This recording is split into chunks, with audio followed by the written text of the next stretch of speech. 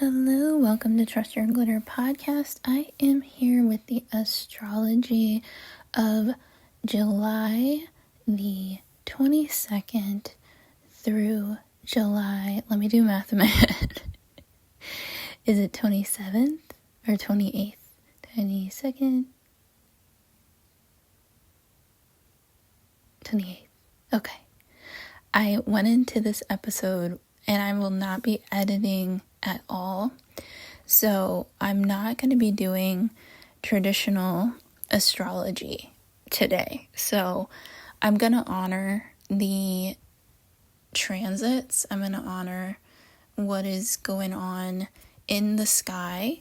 But because of last week's astrology and because as I record this, the moon is over Pluto. So the moon and Pluto are conjunct right now in Aquarius right after this Capricorn full moon, and I'm kind of leaning into some things that an astrology reader told me, as well as having a psychic reading this year where I was asked to redo my entire career, and the universe stops you. The universe puts you into like a big stop when it's time to change.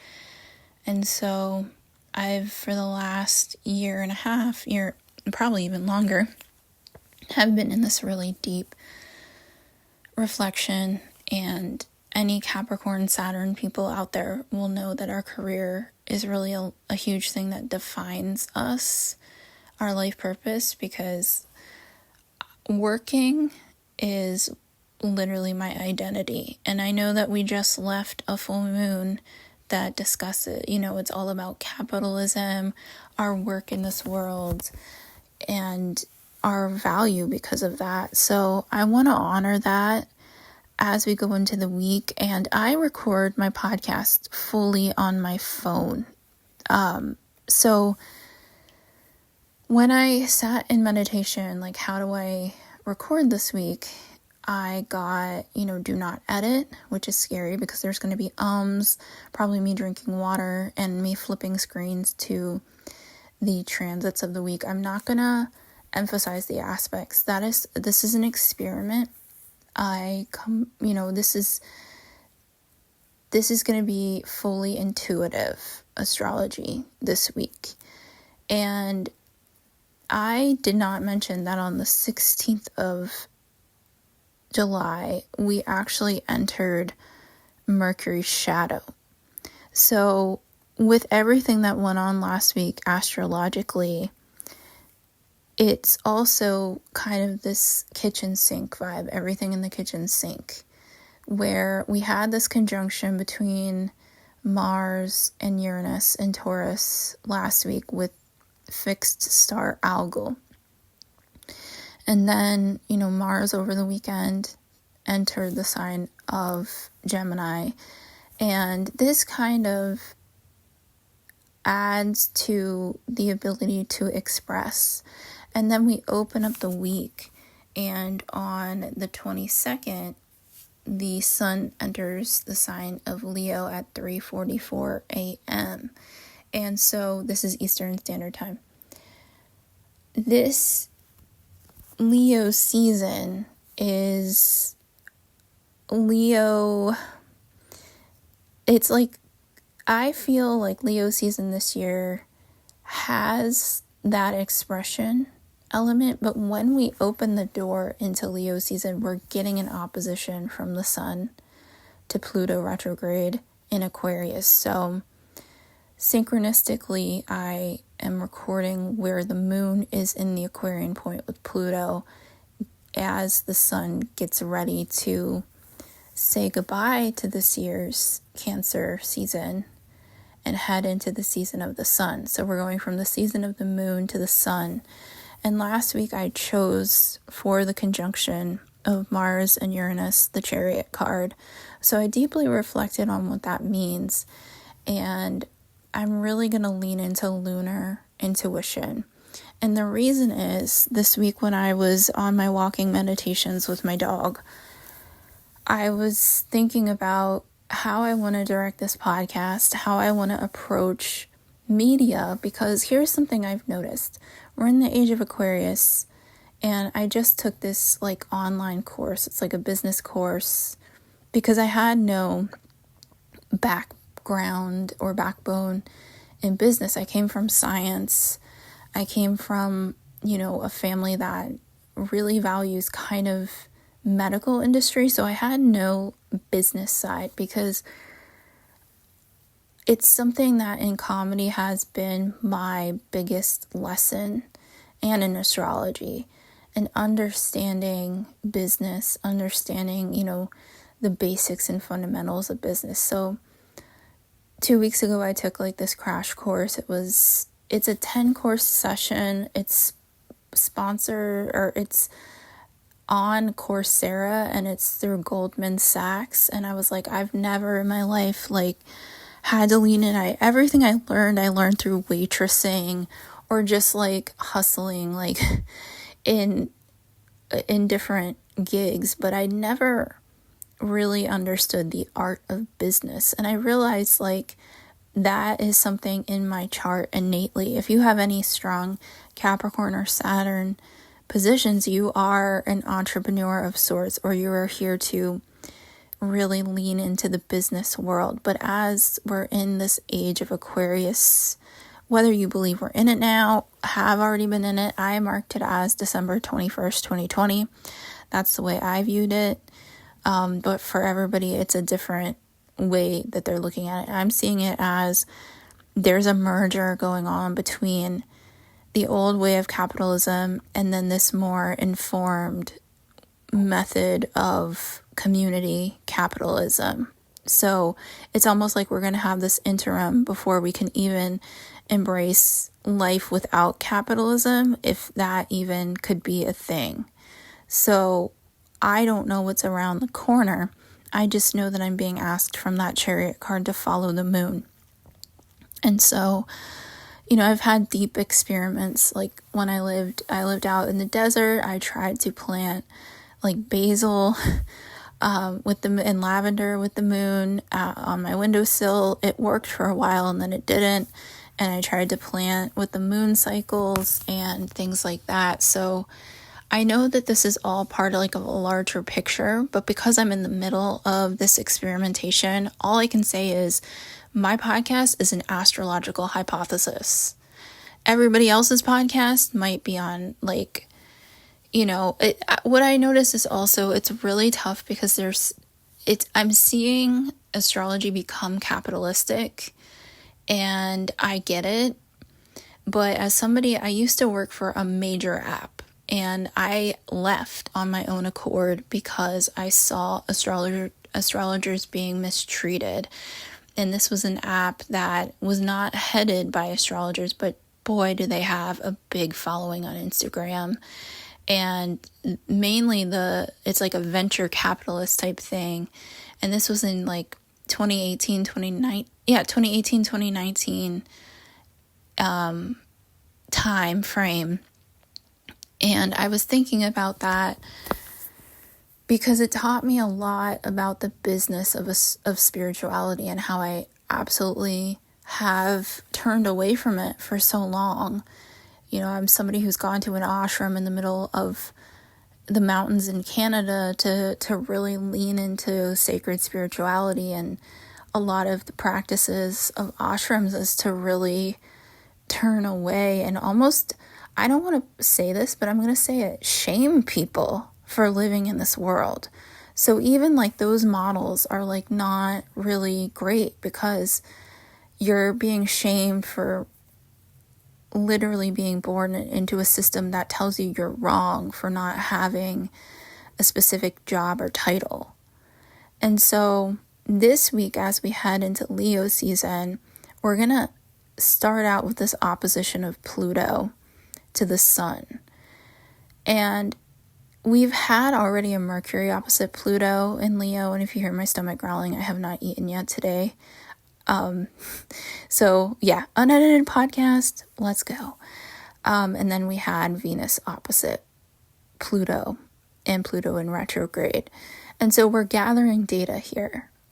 And what this expression is going to do is help us to maybe express it to ourselves, because as the sun enters Leo, there's going to be a lot of bombastic for, just this energy of people showing their words, people showing off. There's either, and for everybody out, like if you've done the shadow work, if you've done that deep informed work, you're gonna be good in certain ways. I'll explain in a few. If somebody is like completely in their ego though, this is like where you can kind of get shaken off your rocker. So yes, we're entering Leo season. Yes, it's meant to be big and bright. But say somebody was born under this transit, or say you have a birth in your life going on. So say you're using astrology and saying, hey, Leo season is a time for me to kind of enter something where I can shine my light and take the spotlight, which is what Leo is all about. It is taking the spotlight, but it's going to have to be doing this work on what the opposite of your sign does. So if you're looking at the ego, most likely the Leos born in this season are going to be hella analytical. And I say this because also with Mercury in shadow, our Mercury retrograde that begins on August 5th is going to be between Virgo and going back into Leo. So this week we actually have Mercury enter the sign of Virgo. And because of that, that is on the 25th. We have this, again, analytical mindset, data processing, and Virgo and Gemini are both analytical. This sets it up for the Virgo energy to be squaring the Gemini energy. And I do have a Jupiter special out on my social media, and I do have to take a sip of water. It's going to be air and fire, and it's going to be arid type of air energy. So with that mix of fire, Leo, and this mercurial energy, this is where we can get caught up in our voice. I would say over the next few weeks, especially throughout Leo season, it's going to be good to give yourself mental space. Like legit cut yourself off, specifically at times of the day where you can just think on your own, because the energy is going to be zappy, and we're going to have, and that's why I'm not going to discuss the aspects this week, but I do have cards out here on the table. So the cards, and also I do want to mention, I'm just going to do the mundane first before I get into the cards. 25th, Mercury enters Virgo. 26th, Chiron goes retrograde. This also brings up wounds from April. So we had a mercurial alignment with Chiron with the solar eclipse in April in Aries. And so there is still wounding we're working on. In this case, we can talk about it and discuss it, which I like. But if somebody's on an ego level and they are not self-reflecting, which is very typical of the shadow aspect of Leo, I won't say every Leo is like this. And if you're a Leo listening and you're like, that's not me, you're a Leo that's doing the work. If a Leo is not doing the work, and believe me, I say this I have enough data on this. I'm telling you, if a Leo is not doing the work, look, Donald Trump is a Leo rising. If a Leo is not doing that self-reflective work, there is no saving them. You've got to let them just let Pluto for them, transform them. So when Chiron goes retrograde, we're actually going to experience this retrograde, the wounded healer, kind of reviewing psychological responses, our internal psychological responses. We're going to have this pretty much for the rest of the year until December 29th, Chiron in retrograde. So just know that it's going to be another thing for analysis. So it's synchronicity in this way.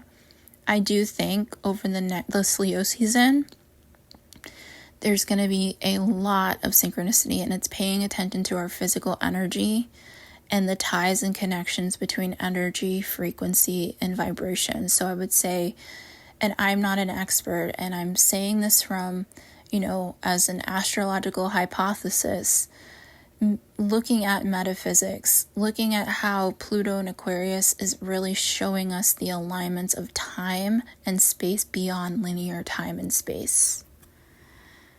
And so also on the 27th, we have a last quarter moon at 5 degrees of Taurus.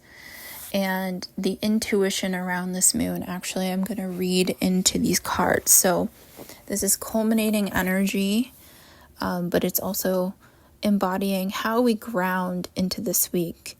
So I have the 6 of Wands, the 5 of Pentacles, the Knight of Wands, the Page of Cups, and then 2 core cards, which are the Ace of Swords and the 6 of Swords. So the core cards I kind of look at like, what's the blanket around the reading? What's the coat here that kind of harnesses this energy?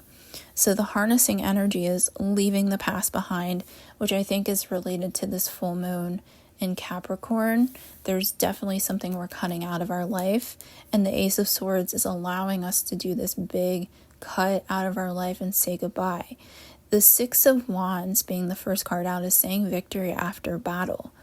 So I really, really like this because even with Chiron going retrograde this week, even with Mercury in shadow getting ready to go retrograde, and Mercury is going to go retrograde, and I'll get to this more on the next podcast, but with the energy of a new moon, and new moons want us to manifest new things, and retrogrades want us to review, redo, and edit. So I think that it's like when you leave a really nasty relationship, you definitely have those memories, those core memories of what the fuck just happened. But you also can make better decisions based upon the processing you've been doing. And I did readings this week that inspired me to change it, to switch up how I'm doing this podcast today, because the data, again, it's probably just the word of the podcast, the data I am receiving is from mainly women, and what I'm seeing is we're creating something completely new, but we're leaving what I'm hearing as like just a general pattern in the one-on-ones I'm doing is a lot of women are not taking shit anymore. And I know that we all like level up in frequency, and as we heal, we attract what we are. But what I am seeing is just every realm of life, corporate women, women in creative arts, those who identify as women who are, also embracing the sacred goddess within, and even those with partners, and like whatever the duality is, because we have so much duality in the sky. There is a new creative force on the way, but it's really taking that trauma, 5 of Pentacles, those codependent bullshit connections that really did not, they served the past, they served a different version of you. But with the Knight of Wands, this is saying jumping in to new ventures with a pure heart, a heart of gold. And I think that's a really important card because wands are fire, and with the 6 of Wands and the Knight of Wands both on the table, that is fire sign energy. So yes, we're going to get tripped up a little bit in the month of August. There's things to navigate through. There's blind spots. And that's okay. I was thinking to myself, like, if we didn't have technology, if we didn't have these websites and apps and podcasts, how would we connect to astrology in the way that we are right now? And I'm taking it back to basics right now because, say I didn't have tarot cards, I have nature. And I think that's something that the balance between nature and technology is what the Mars-Uranus conjunction is trying to remind us, because yes, there's been network outages since the beginning of this year, on and off. Data changes. I even have to change how I do data with my own readings. So it's trusting the process and trusting that, if you don't have tarot cards, lean into your deepest intuition, pen to paper, walking meditation. That's astrology. Looking up at the sky. Is the moon, can you see the moon? What side of the moon is illuminated? What side is the moon in the new moon phase? Is the moon big and bright in her full moon phase? Take it from there.